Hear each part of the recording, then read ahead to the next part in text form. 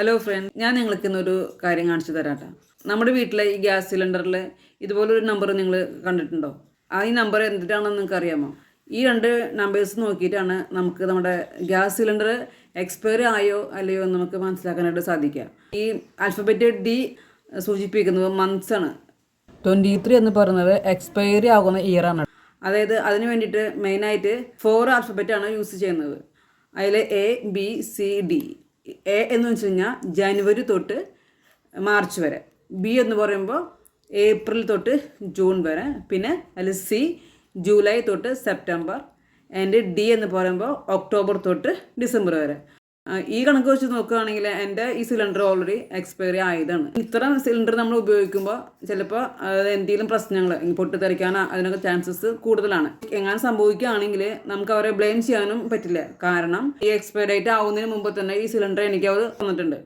പക്ഷേ ആ സിലിണ്ടർ ഞാൻ ഉപയോഗിക്കുന്നത് ഇപ്പോൾ ഈ 2-3 ദിവസങ്ങളായിട്ടാണ് ഉപയോഗിക്കുന്നത്. ഞാൻ ഇപ്പോഴാണത് നോട്ട് ചെയ്തത്.